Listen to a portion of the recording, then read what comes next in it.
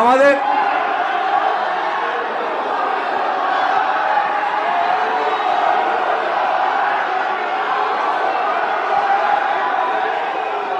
শুভেন্দুবাবু দেখুন, আমি একটা কথা বলি আপনাকে।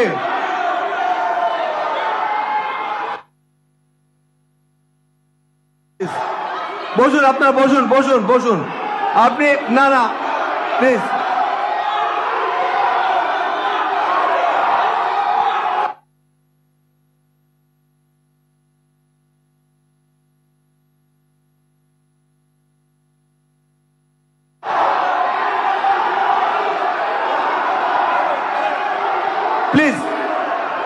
শুনুন, আমি একটা কথা বলি আপনাদের। একটা রেসপন্সিবল শুভেন্দুবাবু, আপনি একটা রেসপন্সিবল বিরোধী দলের মতো আচরণ করবেন, এটাই বাঞ্ছনীয়। যে ধরনের কাজ আপনারা করছেন, এটা পরিষদীয় গণতন্ত্র এই জিনিস অ্যাপ্রুভ করে না। এনিওয়ে, মাননীয় মুখ্যমন্ত্রী বলবেন, honourable chief minister will, it is her turn. Please বসুন, ঠিক আছে। যেটা বাইরে বলা যায় সেটা সবাইকে শান্ত থাকতে অনুরোধ করছি। প্লিজ আপনি বলুন। আমাদের দলের সবাইকে শান্ত থাকতে অনুরোধ করছি। আমাকে বলতে দিন, আমি প্রত্যেকটা কথার উত্তর দেব। গণতান্ত্রিক অধিকার সবার আছে। আমি কোনটা মিথ্যে আর সত্য বলবো, আপনার কাছ থেকে জ্ঞান নেব না। আমি আপনাদের প্রথমেই বলি যে আমি, sir, on behalf of West Bengal people, a model bill and historic bill, the Aparajita Women and Child West Bengal Criminal Laws Amendment Bill 2024 কে সম্পূর্ণভাবে সমর্থন জানাতে আপনার অনুমতিতে আমি এখানে সমর্থনে কয়েকটি কথা বলতে এসেছি। আমি অপোজিশন লিডার যেগুলো বলেছেন, পয়েন্ট রেজ করেছেন, আমি প্রত্যেকটার উত্তর দেব। তার জন্য ধৈর্য ধরে আপনাকে শুনতে হবে। আমি প্রথমেই বলি, মাননীয় অধ্যক্ষ, সকল মাননীয় সদস্যা, এই সভার এবং বাইরেও যারা আছেন, জানতে পাচ্ছেন, শুনতে পাচ্ছেন, প্রেস মিডিয়া সহ, তারা আমার বিরোধিতা করলো, আমি কিন্তু তাদের বিরোধী নই। আমি তাদের সকলকে, অ্যাসেম্বলির সব স্টাফেদের সকলকে, সেক্রেটারি জেনারেলের থ্রুতে, অ্যাডমিনিস্ট্রেশনের যারা আছে, প্রশাসনের যারা আছে, সকল ভাই বোনেদের আমি ধন্যবাদ জানিয়ে আমি বলবো, মেয়েদের অধিকার রক্ষার লড়াইয়ে আমি যখন দিনটা ঠিক করেছিলাম স্যার, আমি তখন নিজেও এটা আমার নলেজে ছিল না, কিন্তু হিস্ট্রি রিপিটস ইটসেলফ। একটা কথা আছে, ইতিহাসের পুনরাবৃত্তি হয়। মেয়েদের অধিকার রক্ষার লড়াইয়ে আমি যখন এটা বলছি, আমার গায়ে কাঁটা দিচ্ছে, তার কারণ এটা আমার আবেগ হচ্ছে। আপনারাও শুনলে আপনাদের গায়েও কাঁটা দেবে ঘটনাটা শুনলে। মেয়েদের অধিকার রক্ষার লড়াইয়ে 3রা সেপ্টেম্বর একটি ঐতিহাসিক দিন। আজ থেকে 43 বছর আগে 1981 সালে আজকের দিনেই ইউনাইটেড নেশনস মেয়েদের অধিকার সুরক্ষিত করার জন্য, তাদের বিরুদ্ধে সব বৈষম্য দূর করার জন্য চালু করেছিল the convention on the elimination of all forms of discrimination against women. সংগঠিত হয়েছিল ইউএনের আন্তর্জাতিক নারী বৈষম্য বিরোধী কমিটি, এবং সেই দিনটা আজকের দিনের সাথে মিলে যাওয়াতে আমি ইউনাইটেড নেশনসকে অভিনন্দন জানাচ্ছি। এবং বিশেষ করে নারী সুরক্ষার স্বার্থে আমাদের মা বোনেরা, ভাইয়েরা যে লড়াই করছেন, সিভিক সোসাইটি থেকে শুরু করে ছাত্রছাত্রীরা, আমি সবাই, আমার লাইনে আসতে অনেক টাইম লাগবে, আপনার ট্রেনটা বেলাইন হয়ে গেছে, ওটা সামলান আগে। আমি আপনাদের বলি, আমি সবাইকে অভিনন্দন জানাচ্ছি। আমি অভিনন্দন জানাচ্ছি। এটা অভিনন্দন নয়, আমার সমবেদনা পরিবারকে জানাচ্ছি, নির্যাতিত পরিবারকে। তার নাম তো নিতে পারি না। যে মেয়েটি নির্যাতিত হয়েছে তার জন্য আমি শোক জ্ঞাপন করছি। সাথে সাথে সারা ভারতবর্ষে যারা ধর্ষিতা হয়েছেন, যারা নির্যাতিত হয়েছেন, তাদের সকলের বিরুদ্ধে যে অত্যাচার হয়েছে, সেই অত্যাচারের করুণ কাহিনী আপনাদের একটি কথাতেও আমি শুনলাম না। তাদের সকলের ব্যাপারেও এই সভা শোক জ্ঞাপন করছে, এটা আমি আবেদন করব এবং তাদের পরিবারবর্গকে সমবেদনা জানাচ্ছি। ধর্ষণের মতো নিকৃষ্ট, নৃশংস, নক্কারজনক ঘটনার ক্ষেত্রে অত্যন্ত দ্রুত পুলিশি অনুসন্ধান ও বিচার প্রক্রিয়া সম্পূর্ণ করে দোষীদের কঠোর শাস্তি দেবার কথা আমরা বলছি। কেন বলছি তার নিশ্চয়ই কতগুলো কারণ আছে। যে কোনো শুভবুদ্ধি সম্পন্ন মানুষই কোনো রকম শর্ত ছাড়া নিঃশর্তভাবে এই বিলকে সমর্থন করবে আশা রাখি। ধর্ষণ মানবতার বিরুদ্ধে এক বড় অভিশাপ। ধর্ষকের নির্মম শাস্তি প্রাপ্য। যে সমাজে মেয়েরা ভালো থাকে না, সে সমাজ কখনো ভালো থাকতে পারে না।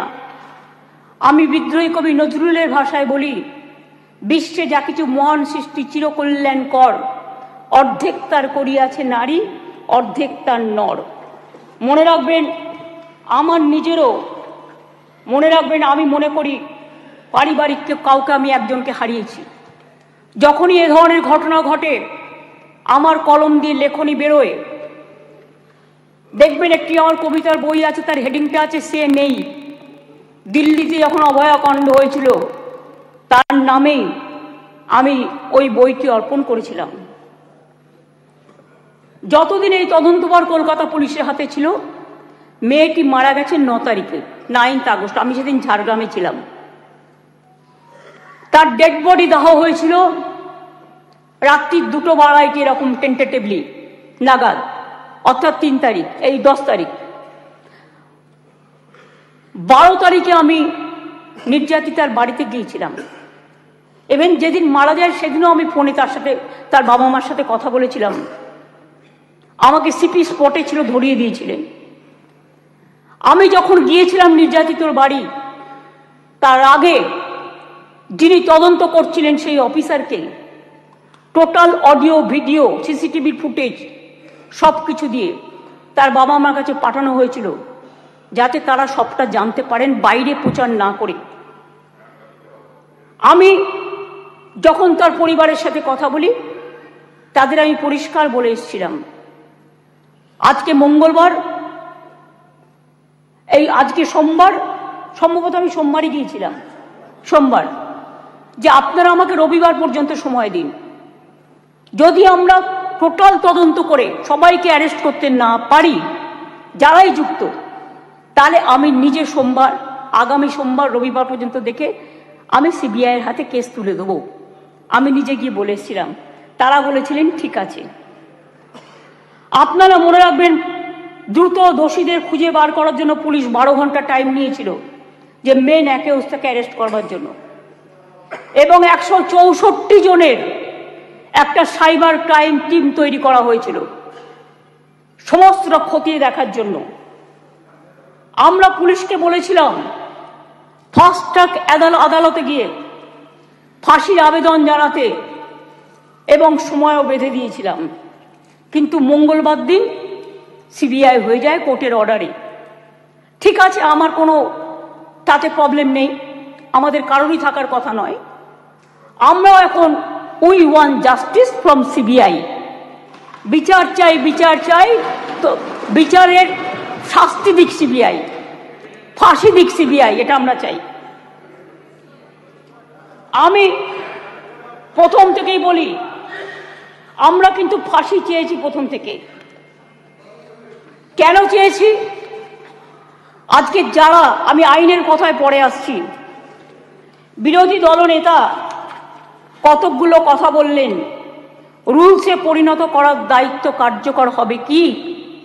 গভর্নরকে, মাননীয় গভর্নরকে বলুন এটাকে সই করে দিতে বিলটা, তারপরে যদি কার্যকর না হয় তার দায়িত্ব আমাদের, তার দায়িত্ব আমাদের।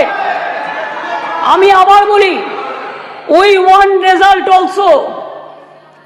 আপনারা যেটা বলেছেন গভর্নমেন্ট ফাস্ট ট্র্যাক কোর্ট করেনি, আপনার বক্তব্যে বিরোধী দলনেতা বলেছেন। আমি মনে করি আপনার কথার উত্তরে আমার এটুকু বলার অধিকার আছে। এক সেকেন্ড, কারণ আমি সবই নিয়ে এসেছি সাথে, শুধু একটু অথেন্টিকেশনের জন্য কাগজগুলো আপনাদের অথেন্টিকভাবেই আমি বলবো। গভর্নমেন্টের মনে রাখবেন, report on fast track court, দেশের মধ্যে ছোট রাজ্য মিলিয়ে আমাদের সংখ্যা তৃতীয়। এটা পার্লামেন্টের কোয়েশ্চেনে, লোকসভার কোয়েশ্চেনে দেখে নেবেন। আমি আপনাদের বলি, 1913 সালে আমাদের যে 88টা ফাস্ট ট্র্যাক কোর্ট ছিল, তার টাকা কেন্দ্রীয় সরকার বহন করতেন, সেই টাকা দেয়া বন্ধ করে দিয়েছেন 2013 সাল থেকে। তা সত্ত্বেও আমাদের রাজ্যে বর্তমানে 88টি ফাস্ট ট্র্যাক কোর্ট আছে। মহিলাদের জন্য 52টি ডেজিগনেটেড কোর্ট আছে, যাতে মহিলাদের বিরুদ্ধে সংগঠিত অপরাধের মামলাগুলোর দ্রুত বিচার হয়। এই কোর্টগুলো এখনো পর্যন্ত মোট 3,92,620টি কেস দায়ের করা হয়েছে। তার মধ্যে 3,11,479টি কেসের ডিসপোজাল এর মধ্যেই হয়ে গেছে। মহিলা সংক্রান্ত 7,000 কেস কোর্টে পেন্ডিং আছে, আমাদের কাছে পেন্ডিং নেই। এটা হলো ফাস্ট ট্র্যাক কোর্টের ব্যাপার বলি। এবার আপনারা বললেন কামদুনি কেসে আমরা নাকি পিপি চেঞ্জ করেছি। পিপি চেঞ্জ অনেক সময় তার ট্রান্সফারের ব্যাপার আছে, প্রমোশনের ব্যাপার আছে, হাইকোর্ট তাকে এখন হাইকোর্ট থেকে পারমিশন নিতে হয়, এসব ব্যাপার আছে। আমি টেকনিক্যালিটিসের মধ্যে ঢুকছি না। কিন্তু আমরা কি করেছিলাম, ইনসিডেন্ট ঘটেছিল 7 জুন 2013। Chargesheet submitted by CID within 3 weeks 28 June 2013। Supplementary chargesheet দেওয়া হয়েছিল 10 জুলাই 2013। কিন্তু কোর্ট পাস্ট জাজমেন্ট এটা আমাদের হাতে নেই 30 জানুয়ারি 2016। কোর্টটা তো আমাদের হাতে নেই, কোর্টটা তো আপনাদের হাতে আছে। এটা আপনাদের একটু ভালো রোল প্লে করুন, এটা আপনাদের কাছে আমি রিকোয়েস্ট করব। আমি আপনাদের আবার বলি, ইয়েস অ্যাবসলিউটলি, আমি আপনাদের বলি যে আমরা ফাঁসি চেয়েছিলাম, কিন্তু কোর্ট সেখানে কি শাস্তি দিয়েছিলেন? কোর্ট দিয়েছিলেন 3 were চার্জশিটেড। আমরা trial court past judgement on 30 January 2016, where out of 8 living accused, 1 accused expired during trial. 3 were charged with the death penalty. 3 were charged with life imprisonment and 2 were acquitted.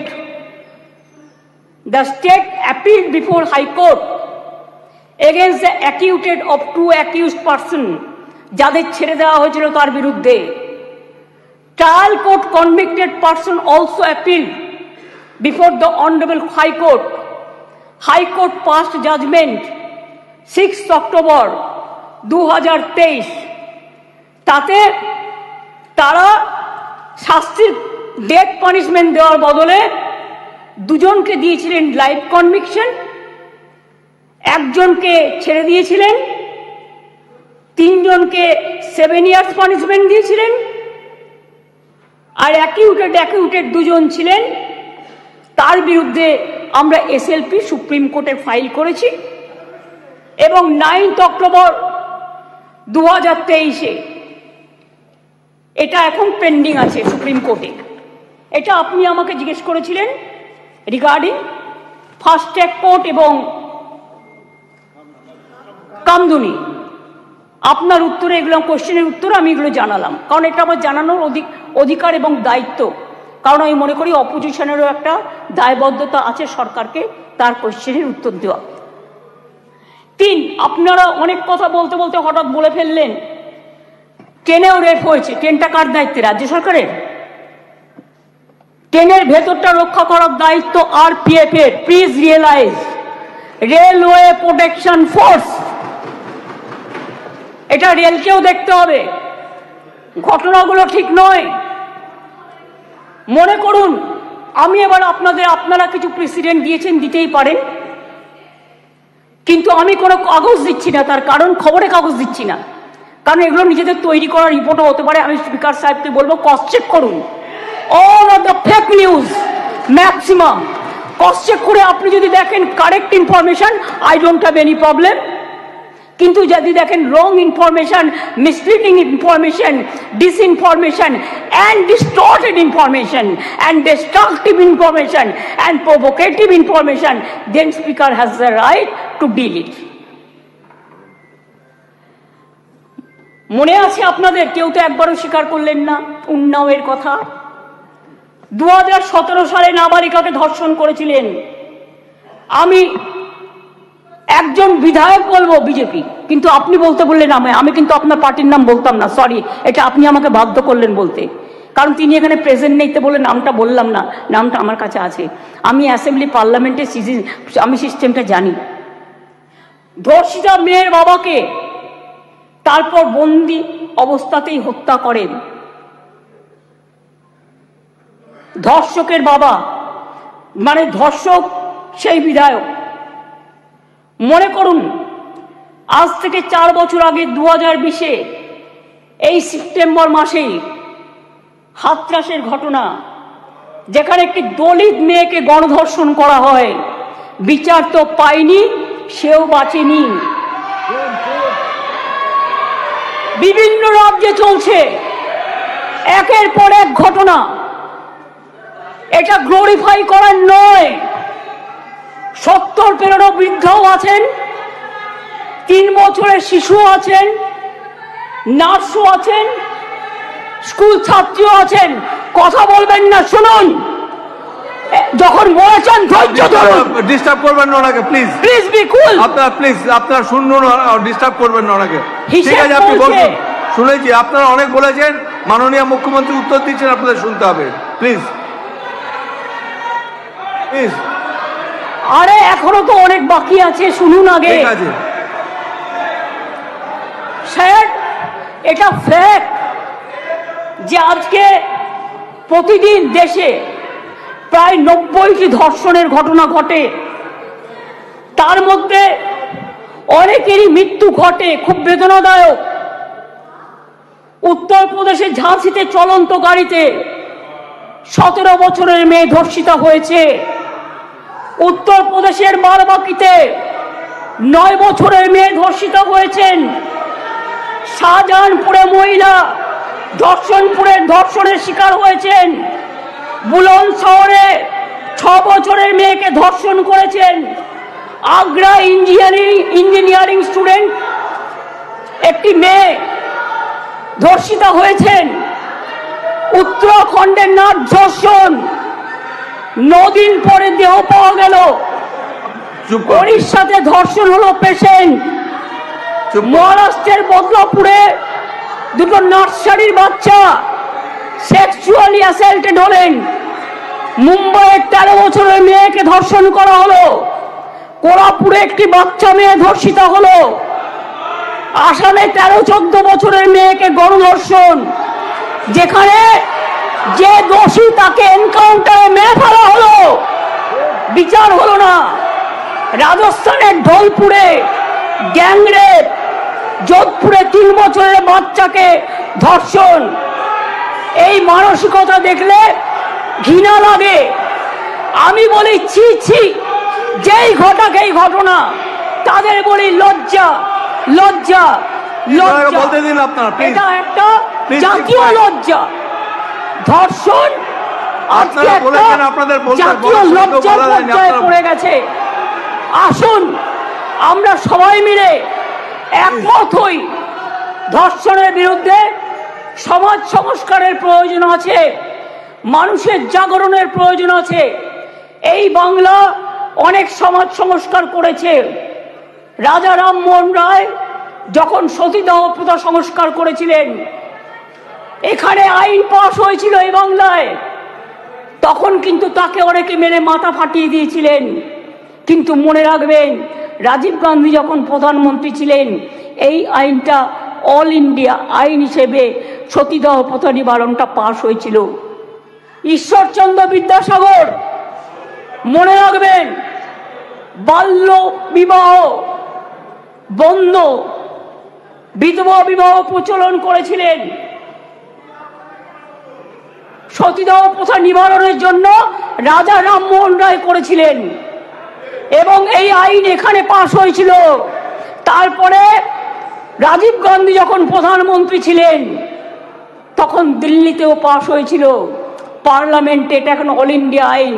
কি মিহির গোস্বামী, তুমি যখন কংগ্রেস করতে তুমি জানতে না এটা? জিজ্ঞেস করুন। যদি একটা ব্যাধি হয়, ব্যাধিটাকে সারাতে হবে। মনে রাখবেন এই অনুযায়ী দেশের ধর্ষণের ঘটনায় সাজার হারও খুব কম। কেন সাহস পাচ্ছে এত? এটা আমাদের উপলব্ধি করতে হবে। ক্রাইম ইন ইন্ডিয়া 2022-এর তথ্য অনুযায়ী দেশের বিভিন্ন প্রান্তে ধর্ষণের ঘটনায়, সব রাজ্যেই পুলিশ আছে, সেন্ট্রালেও আছে, ধর্ষণের ঘটনায় গড়ে 76% ক্ষেত্রে পুলিশ তদন্ত শেষ করে চার্জশিট জমা দিতে পেরেছে, কিন্তু মাত্র 2.6% 56% ক্ষেত্রে অপরাধী দোষী সাব্যস্ত হয়েছে। প্রবলেমটা কিন্তু এই জায়গায় রয়ে গেছে, গলদটা। ধর্ষণ রোধে দ্রুত বিচার এবং কঠোরতম সাজার দাবি জানিয়ে আমি 2টো চিঠি ইতিমধ্যেই প্রধানমন্ত্রীকে লিখেছি। আমি যেহেতু তার কাছ থেকে কোনো উত্তর পাইনি, উত্তর দিয়েছেন একজন উইমেন অ্যান্ড চাইল্ড ডিপার্টমেন্টের মিনিস্টার, কিন্তু তিনি যে উত্তর দিয়েছেন সেটাকেও কাউন্টার করে আমি প্রধানমন্ত্রীকে জানিয়েছি। যদি দিল্লি নিজে এই চিঠি দুটো, স্যার সবার জ্ঞাতার্থে বার্তা একটু দিয়ে দেবে টেবিলে, আমি প্রধানমন্ত্রীকে লেখা চিঠিগুলো এখানে পেশ করলাম। ন্যায় সংহিতা বিল যখন প্রথম তাড়াহুড়ো করে পাশ করা হয় নির্বাচনের আগে, আমি বারবার স্বরাষ্ট্রমন্ত্রীকে বলেছিলাম এটা তাড়াহুড়ো করে করবেন না, এটা আমাদের রাজ্যগুলোর সাথে আলোচনা করুন। শুধু একটা চিঠি দিলে দায়িত্ব শেষ হয়ে যায় না। আমি অনেকবার অপোজ করেছি যে এটা কিন্তু রাজ্যকে কনসাল্ট করা হয়নি, মনে রাখবেন। তাছাড়াও আমি বলেছিলাম নতুন গভর্নমেন্ট আসুক, তাদের সাথে আলোচনা করুন, লোকসভায় আলোচনা হোক, রাজ্যসভায় আলোচনা হোক, বিরোধী দলের সাথে আলোচনা হোক, সরকারি দলের সাথে আলোচনা হোক, তারপরে এটা আপনারা করুন। কিন্তু সেটা তারা করেননি। তাই আজকে বাধ্য হয়ে আমরা সারা দেশের মেয়েরা যাতে সুফল পায়, মনে রাখবেন আজকে বাংলাকে নিয়ে শুধু বদনাম যারা করছেন, বাংলার সম্মান নিয়ে ভাবুন। বাংলা মাকে বদনাম করলে আপনার গায়েও লাগবে, আমার গায়েও লাগবে। আমাকে আপনারা 50টা কটু কথা বলুন, আমার কোনো যায় আসে না। যেভাবে আপনারা আমাকে অসম্মান করেছেন, আপনাদের প্রধানমন্ত্রীকে আমরা সেভাবে অসম্মান করিনি। কখনো ভেবেছেন যে আপনারা যেভাবে আমার বিরুদ্ধে বলছেন, আমাদের দল যদি সেভাবে প্রধানমন্ত্রীর বিরুদ্ধে বলে, স্বরাষ্ট্রমন্ত্রীর বিরুদ্ধে বলে, আপনাদের মুখ্যমন্ত্রীগুলোর বিরুদ্ধে বলে, আপনারা তখন কি দেখবেন? আমি চেয়েছিলাম এই আইনটা কেন্দ্রীয় সরকারই করুক, কিন্তু ওরা আইনটাকে যেখানে যেখানে ফাঁক রেখেছেন আমরা সেখানে ঢুকেছি। তার কারণ মনে রাখবেন, যদি কেউ ধর্ষণ করে 7 মাসের মধ্যে জামিন পেয়ে যায়, আর তাকে ফুল মালা দিয়ে, প্লিজ আমাকে বলতে দাও, তোমরা কথা বললে আমি বলবো না, এবং তাদের যদি ফুল মালা দিয়ে সম্বর্ধনা দেওয়া হয়, তাহলে এটা এনকারেজমেন্ট হয় না তাদের পানিশমেন্ট হয়? এটা আমাদের উত্তর দিন। আমি তাই আপনাদের কাছ থেকে এর বেশি আমি কিছু প্রত্যাশা করি না। বিলকিসের ধর্ষকদেরও জেল থেকে ছেড়ে দিয়ে মালা পরানো হয়েছিল। যাবজ্জীবন জেলের সাজাপ্রাপ্ত উন্নাওয়ের ধর্ষণকারী সেখানেও বাবা রাম রহিম থেকে নামটা বাদ, সকলকে প্যারোলে মুক্তি দেওয়া হয়েছে।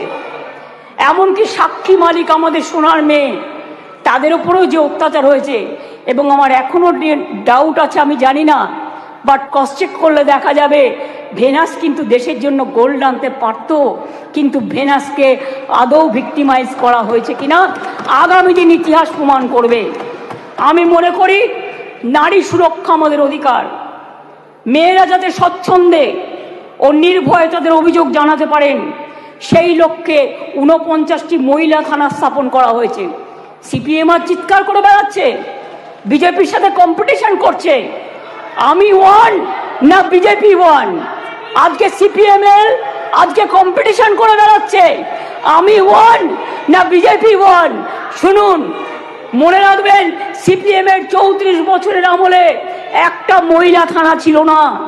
আমরা 49টি মহিলা থানা আমরা ইতিমধ্যেই করেছি। 2011 সালের আগে কোনো মহিলা থানা বাংলায় ছিল না। মনে রাখবেন বিচার ব্যবস্থায় গতি আনতে আমরা 88টি ফাস্ট ট্র্যাক কোর্ট করেছি, 62টি পস্কো কোর্ট করেছি, এখনো 10টি পেন্ডিং আছে, সেটা হচ্ছে হাইকোর্টের কাছে, আমাদের কাছে নয়। প্লিজ আন্ডারস্ট্যান্ড, হাইকোর্টকে বলুন এটা তাড়াতাড়ি করে দেওয়ার জন্য। এছাড়াও 52টি ডেজিগনেটেড কোর্ট রয়েছে, যাতে মহিলাদের বিরুদ্ধে সংগঠিত অপরাধের মামলাগুলো দ্রুত বিচার করা হয়, যাতে মহিলারা দ্রুত জাস্টিস পান, বিচারের বাণী যেন নীরবে নিভৃতে না কাঁদে। এটা এই সভা দলমত নির্বিশেষে সবাইকে বলে দিচ্ছি, সবাইকেই বলছি। কেন্দ্রীয় সরকারই বলছে বাংলাদেশের সারা ভারতবর্ষের মধ্যে কলকাতা সবচেয়ে নিরাপদ শহর। মনে রাখবেন, কলকাতায় উত্তরপ্রদেশে 7 লক্ষ নারী নির্যাতনের ঘটনা ঘটেছে, গুজরাটেও 5 লক্ষ নারী নির্যাতনের ঘটনা ঘটেছে, আর বাংলায় যারা রেকর্ড করেছে তারাও 1.5 লক্ষর কাছাকাছি আছে, কিন্তু সেখানে বিচার হচ্ছে, বিচার পাচ্ছে। বিচারে কোর্টে যদি কোনোটা আটকে থাকে, সেটা কোর্টের দায়িত্ব তাড়াতাড়ি করার। মনে রাখবেন সেখানে Suvendu Adhikari, please Suvendu Adhikari, I request you not to behave like this. আপনাকে শোভা পায় না। সর্বশেষ তথ্য বলছে, প্লিজ কিপ কোয়াইট। দেশের প্রতি লক্ষ মহিলা প্লিজ জনসংখ্যায় যেখানে 4.5টি ধর্ষণের ঘটনা ঘটে, সেখানে বাংলায় হার 2.3। তাও আমি মনে করি এটা একটাও হওয়া উচিত নয়। রাজস্থান, হরিয়ানা, মধ্যপ্রদেশের মতো রাজ্যগুলোতে এই হার বাংলার কয়েক গুণ বেশি।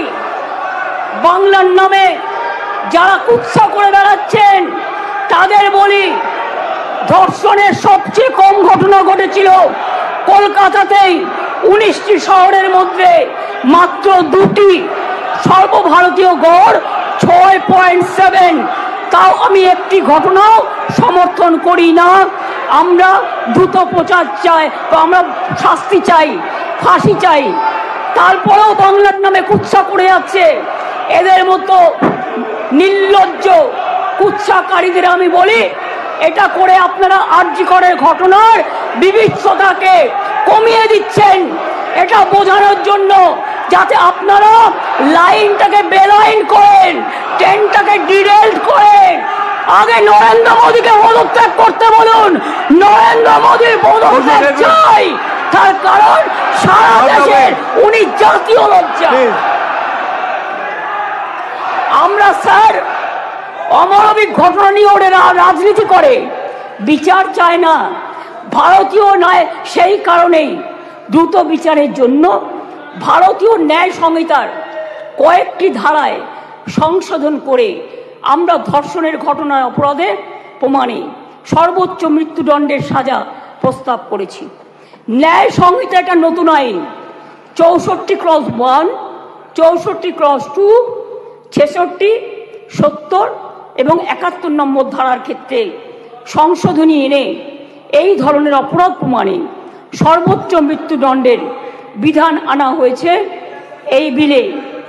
ধর্ষণ বা যৌন নিগ্রহের শিকার কোনো মহিলা বা শিশু পরিচয় কোনোভাবে যেটা প্রকাশ্যে না আসে, আগে তো বিলটা পাস হোক, তারপরে তো রাজ্যপাল সই করলেই এটা হয়ে যাবে রেজাল্ট। আইন সংশোধনের মাধ্যমে আমরা সেটাও করতে চাই। এটাও চাই যাতে আদালতের অনুমতি ছাড়া এই ধরনের মহিলা বা শিশুর পরিচয় কোনোভাবেই বিচার প্রক্রিয়া শেষ না হওয়া পর্যন্ত এগুলো নিয়ে আলোচনা প্রকাশ্যে না আসে। স্যার, ভারতীয় ন্যায় সংহিতার 72 এবং 73 নম্বর ধারা সংশোধন করে এর জন্য আমরা 3 থেকে 5 বছরের সাজার প্রস্তাব রাখছি। মনে রাখবেন, বাংলা প্রীতিলতা ওয়াদ্দারের মাটি, মাতঙ্গিনী হাজরার মাটি, কল্পনা দত্ত, বীণা দাস, সুনিতা চৌধুরী, মাদার টেরিজার মাটি। এই মাটি সারা দেশকে পথ দেখায়, পথ দেখাবে। কেউ কেউ বলছে আমরা নাকি আইন করতে পারি না। আমি তাদের জ্ঞানের জন্য বলছি, এটা সর্বৈব মিথ্যা। রাজ্য চাইলে আইন আনতেই পারে। সংবিধান আমাদের সেই অধিকার দিয়েছেন। ভারতীয় সংবিধানের যুগ্ম তালিকায় আইটেম নম্বর 1-এ ফৌজদারি আইনের উল্লেখ আছে। সেক্ষেত্রে রাজ্য চাইলে আইন আনায় কোনো বাধা নেই। অন্ধ্রপ্রদেশও আনছে, মহারাষ্ট্রও আনছে, তারাও ক্রিমিনাল ল সংশোধন করে আনতে চলেছে। এখানেও তো আপনাদের সরকার আছে, আমরা তো বাধা দিইনি। তার রাজ্য বাঁচাতে সে আইন আনতেই পারে। আমি আপনাদের বলি, এটা রাজ্যপালের কাছে অনুমোদনের জন্য পাঠাবেন, তারপরে রাজ্যপাল সই করে এটা পাঠাবেন, রাজ্যপাল মাননীয় রাষ্ট্রপতির কাছে পাঠাবেন। এটা মাথায় রাখবেন। আমি আপনাদের কাছে এবার বলি, এই আইন কি করবে? এই আইনটা অ্যামেন্ডমেন্ট করছি আমরা এই কারণে, সব তো করছি না, মাত্র কয়েকটি ধারা। শুনুন না একটু, শুনুন না একটু, হাত জোর করে বলছি শুনুন।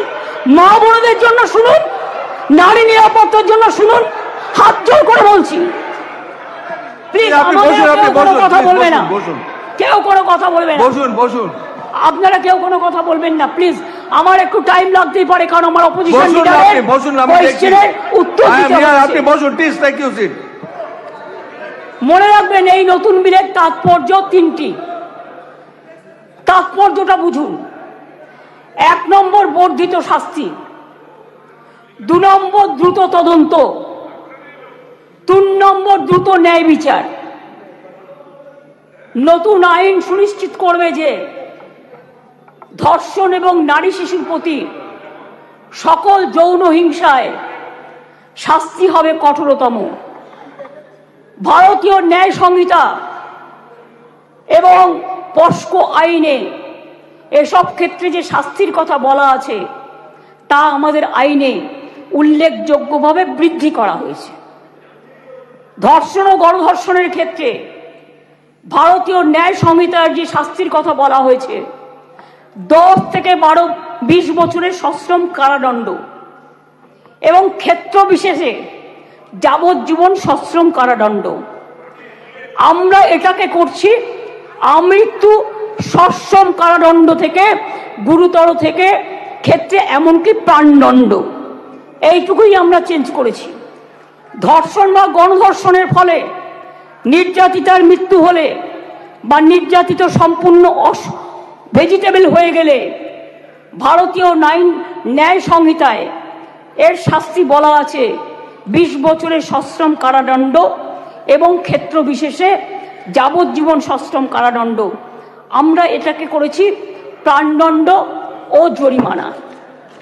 এ প্রসঙ্গে বলি, এমনকি আর্থিক জরিমানার কথাও বলা হয়েছে, যে ধর্ষিতা বা নির্যাতিতার চিকিৎসাগত অথবা তার নিকটাত্মীয়ের সামাজিক ও মানসিক পুনর্বাসনেও সেটা সহায়ক হয়। অ্যাসিড আক্রমণের ক্ষেত্রে অনেক সময় দেখেন মেয়েদের অ্যাসিড ছুঁড়ে মারে।